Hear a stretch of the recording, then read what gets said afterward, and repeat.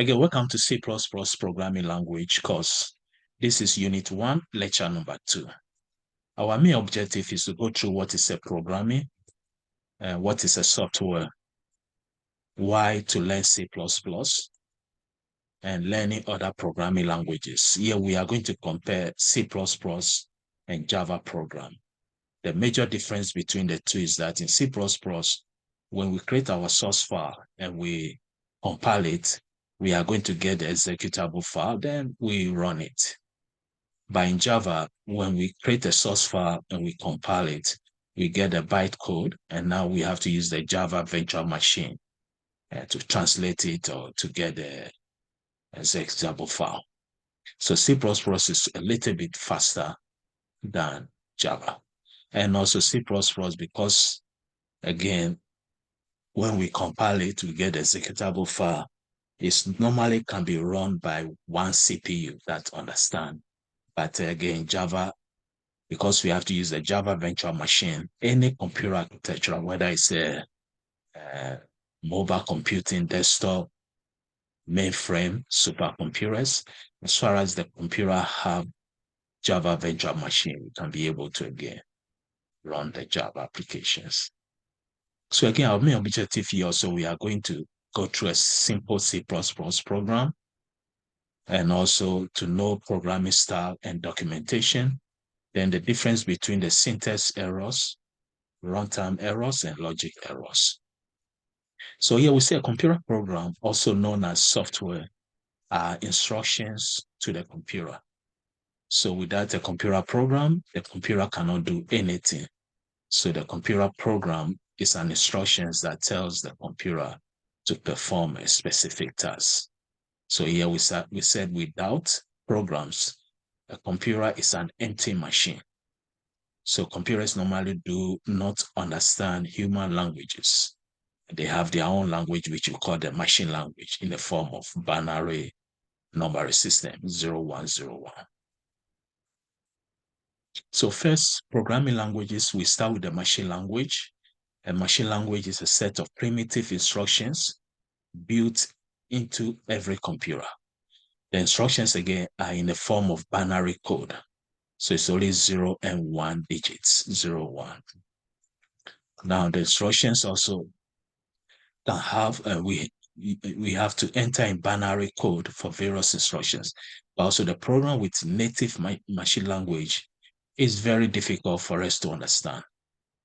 Now, machine understand binary number system, the computer, the machine language. But we human beings, we find it difficult to understand. Also, moreover, the programs are highly difficult to read and modify. So this is an example. For computer, it's okay, but for human being, it's not easy. So this is an example of to add two numbers. We have to write an instruction binary that loads something like what we have here. Next, we came up with the assembly language. So assembly language became a less complicated comparing to machine language. Again, machine language, human beings, is very difficult, but that's what the computer understand.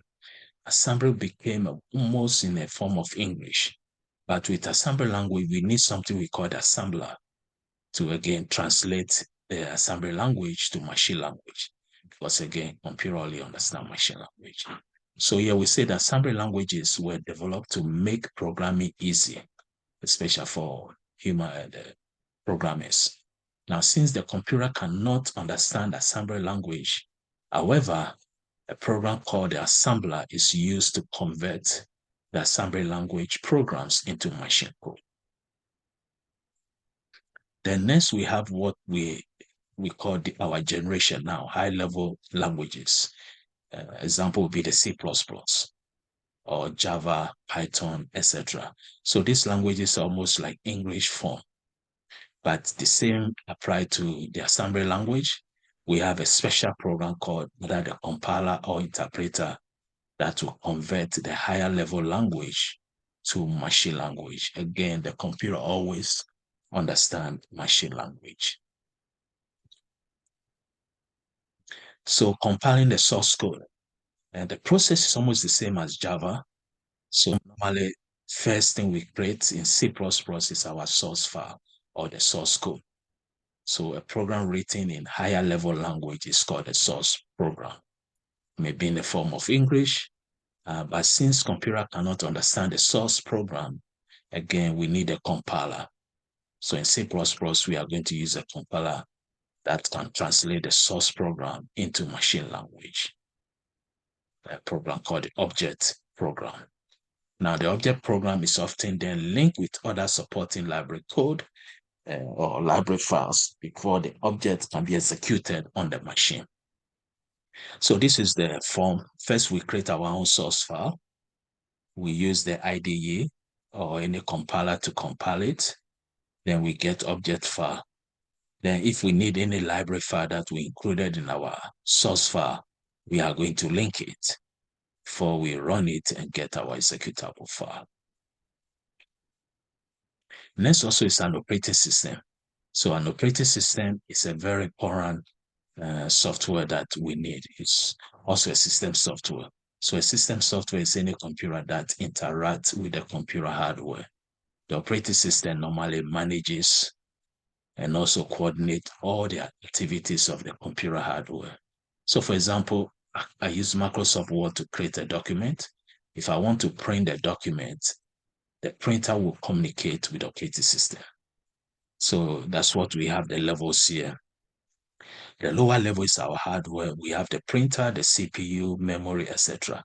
Then operating system is like the liaison or the interface between the application programs and the hardware.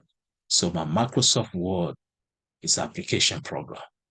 Application program is any software that can be used to, again, accomplish any task. A very simple example would be a computer game or Microsoft Word to create a resume, etc. So now we go to our simple C++ program. So here we have a C++ program, our first C++ program. The goal here is to write a program that would display welcome to C++ to the console. So in C++, same as Java, we always need to import any packages that we need. In terms of C++, we use the # include. So the first term here, number include IO stream. What we are saying is that we are going to include the input and output streams. This will allow us to be able to get an input data into our program to process, and also to allow us to be able to display our output. In this program, we are only going to display an output. So we are using the cout.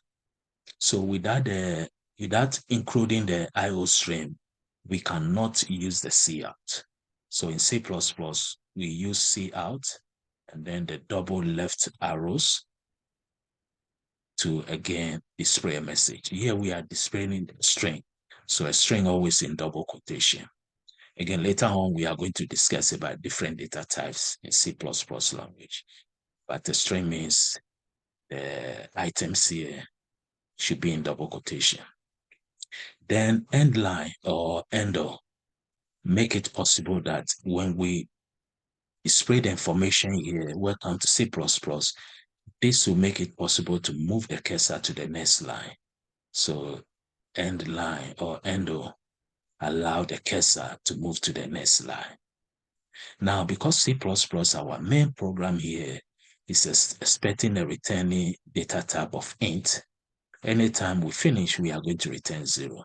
This returning 0 doesn't do much for us, but against the syntax, because our main method or main function will say int, so returning type should be integer, and the function name is main. And those of us taking Java before, we can see that C++ have a less code than Java. So if it's Java, we are going to say public static void main. In C++, we just have to write int, then main, the main function. So the same concept as Java, execution of this program in C++ begins in the main function. This is a standalone application. So we always have to have a main function because that's where the execution will take place at. So again, as we said earlier, this program, when we run it, we are going to get welcome to C++. So now let's see the animation of the code. So here again, we have normal include IO stream. We are including the input output stream, the header file.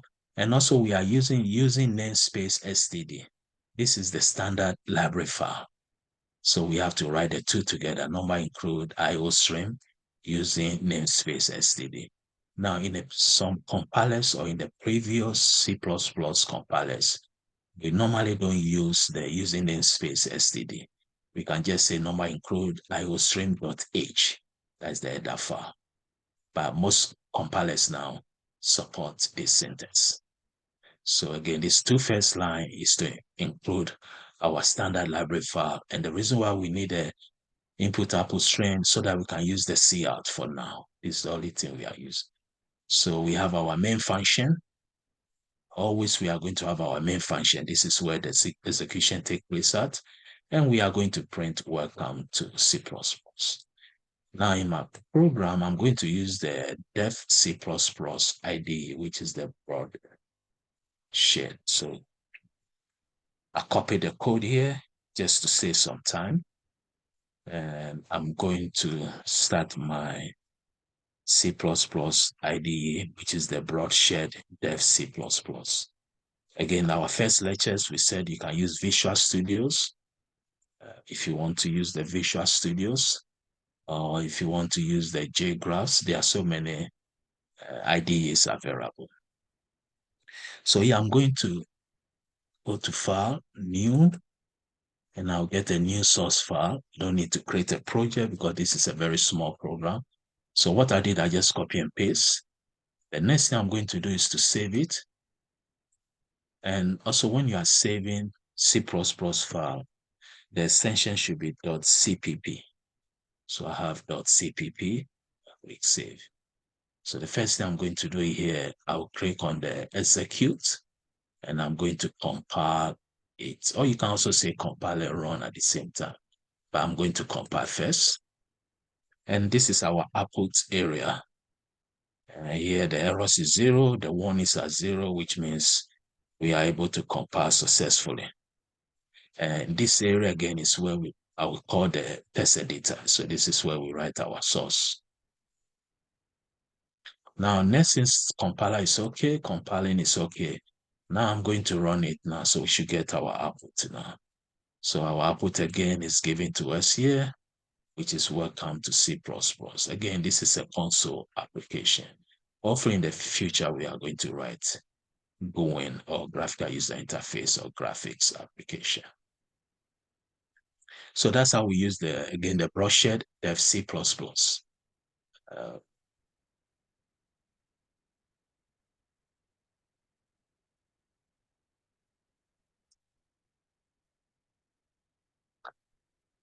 So again, C++ IDE tutorial. Again, we went through, as we said, you can use Microsoft Visual C++.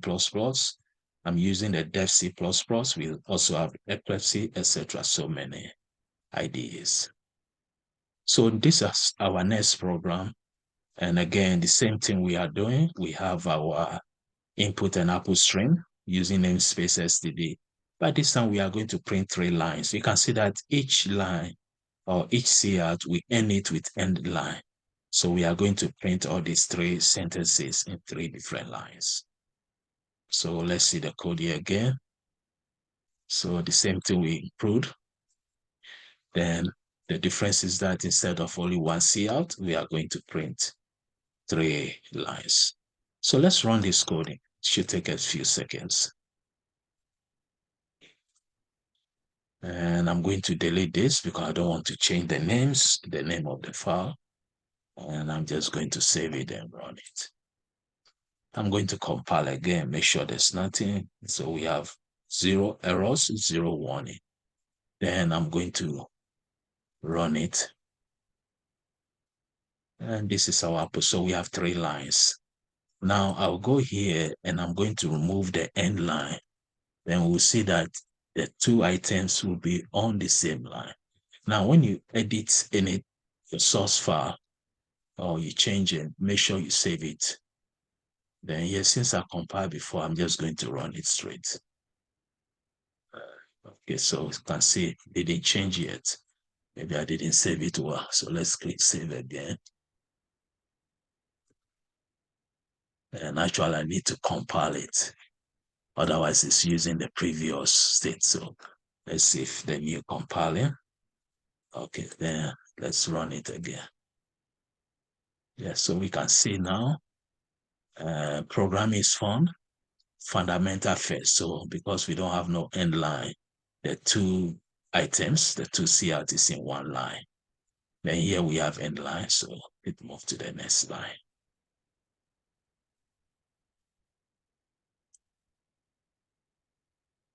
So we also can compute with numbers, but we can see the program here.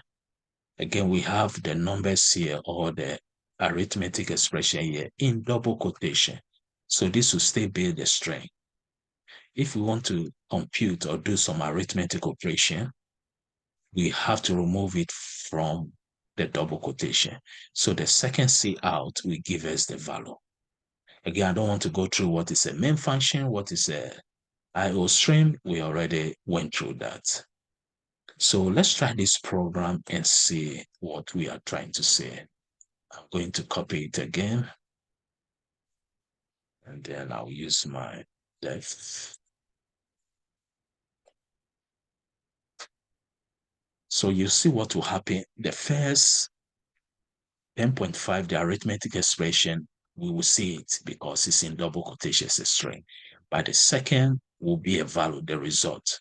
If I had 10.5 and 2 and multiply by 3 and divide by 45 minus 3.5, it will give me one solution. So again, the first thing we should do, let's compile it. Make sure we get a new file. Okay, then we run it. And we can see the output here. So you can see the first is a string. So it gives us, as we said, the first C out is in double quotation. So it brings the same thing for us. But the second, you can see we don't have no end line here. There's no end line. So all these two items will be on one line. So the second, we can see that the answer should be 0.39759 when we do this arithmetic expression.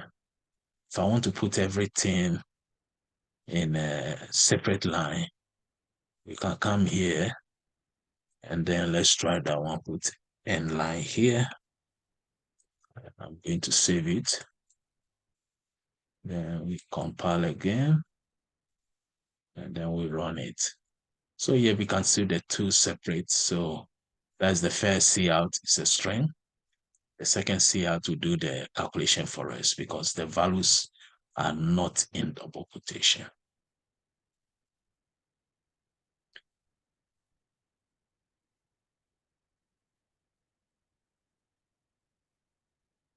So that's the process we went through.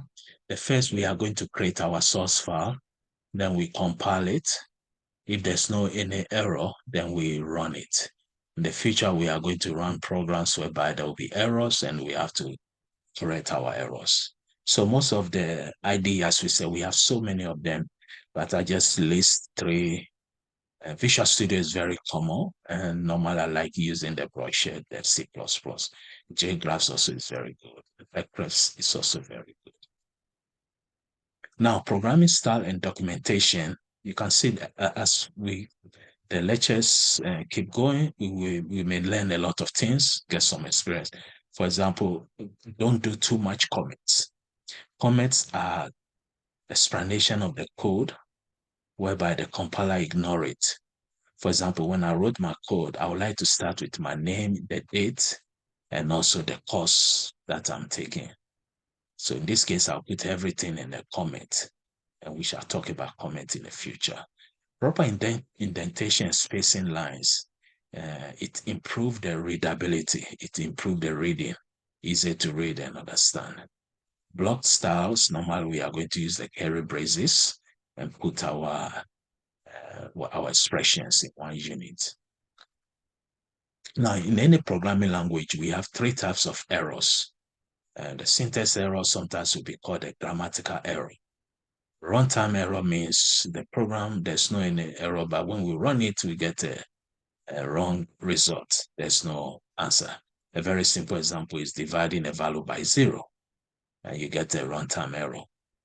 Because if you divide a number by 0 in your calculator, you will not get an answer. Then logic error means I want to divide two values, but I went and multiply them. So I'll get an answer, but that's not the answer I'm looking for. Syntax error is very easy to identify because the compiler will identify it for us. Runtime errors too is very easy because the program will stop. But logic errors, you are going to get an output. So here we have to take time. That's why we have software testers. They will test the softwares, make sure the code, there's no any error because of logic errors. So we can see an example of a syntax error here. For example, if I run this program, I'll get the syntax. Actually, let's copy and paste it. We know that in C++, we have to end our statement or expression with a semicolon. So you can see using namespace, we didn't end it with semicolon. So if we compile this program, it will give us at least one error. So we can see the error here, and they are telling us. And sometimes it may even tell you the line where the error is. So here, the first statement before, now let's see, we're going to save it and compile it again. Okay, let's say we still have error. So we look at here, and we can see that we have error here because double quotation. It's a double quotation here. So this is how we fix our error. The good news also is that sometimes not sometimes, always the program will highlight where the error is. Or when you read your output window, you may, if you can understand the error. So as time goes on, we are going to learn how to debug programs also. So now if I save it, everything should be okay now. Yeah, so everything is okay. So syntax error is easy to identify because the program identifies it for us. So here we are going to get our message programming is fun. Then we have another error, which we said the logic error or first let's do the runtime errors. And here you can see that we are dividing a number by 0 because j is 0 and we divide I by j. So that should give us no output. But when we compile, it should be okay. Let's compile it and see. So you can see when we compile, there's no error. But when you run it, we are not going to get no output. So we can see the program stop. The coding continue. It stop. There's no any output. So logic runtime error too is easy to identify. Now the hardest part is the logic error, because in this case you are going to get the output but not the result you are looking for. Now these are some of the common errors we can make when we are writing, especially a beginning programmer. For example, missing the braces. You can see all the functions, we have to have a curly brace open and close. Also missing some semicolons. We use them to end the expression or the statement. Or if you have a string, you can miss some of the quotations and also misspelling the names. So that will be the conclusion of these lectures. And again, see you in the next lectures. Thank you.